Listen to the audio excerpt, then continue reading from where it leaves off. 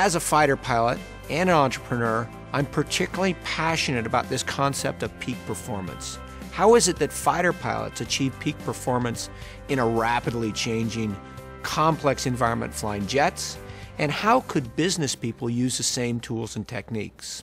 Show of hands, anyone remember where they were on September 11th, 2001? It's instant, isn't it? The first flight attendant came back to my seat. She said, "First Officer Bourke, the captain would like to see you in the cockpit."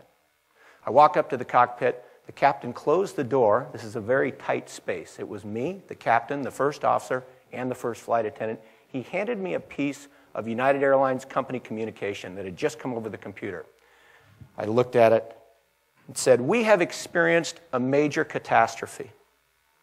5 minutes later, our flight was canceled. I walked out of the jetway into the terminal, and like all of you, I saw on the TV monitors what had really happened. And my first reaction, I'm sure just like everybody in this room, was, "Oh my God, what can I do to help?" 2 minutes later, I called up the squadron commander at Burlington. "Hey, sir, Major Anthony Bourke, F-16 pilot with the California Air Guard, stuck here in Burlington, Vermont, just wondering if I could help." Long silence on the other end of the line.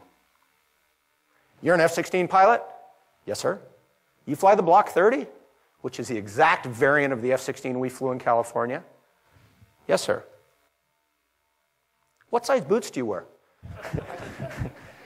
I said, he said, "Could you get over here right away? I have just been tasked to fly a combat air patrol 24/7 over New York City. It's going to take me 12 pilots to do the job, but I've only got 11. I can't do it without you." And then a few moments later, I was introduced to my wingman, somebody I'd never met.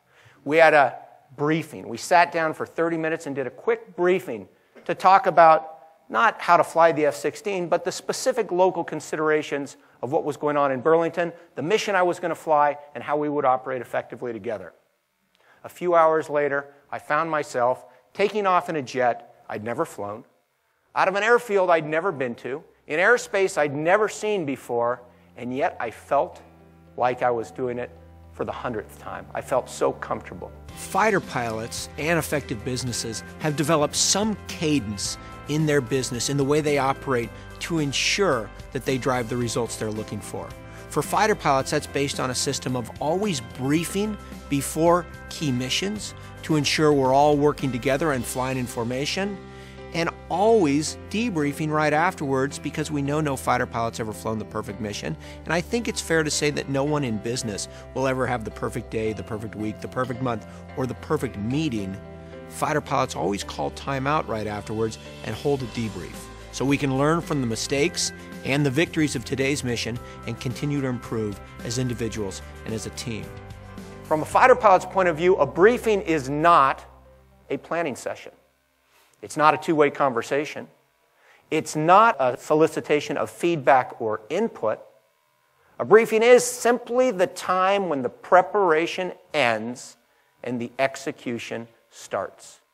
It's a way for leaders to clearly and concisely communicate their plans in a manner that everyone understands and expects, so that when we walk out the door to go fly our mission, we're all on the same sheet of music and fly it in formation.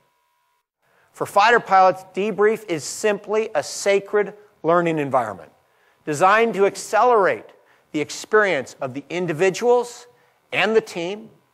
It's also designed to make sure that your leaders get the honest feedback they need to keep the team, to keep the organization moving forward. When we get into that debrief and the door to that room closes, something magical happens. Name tags come off the chest. They're actually Velcroed on. We throw them down on the table.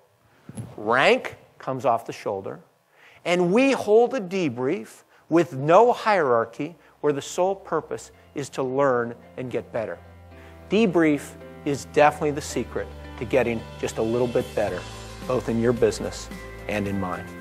Mach 2 is all about figuring out how do fighter pilots achieve results in a rapidly changing, complex environment flying jets, and how can business people use the same tools.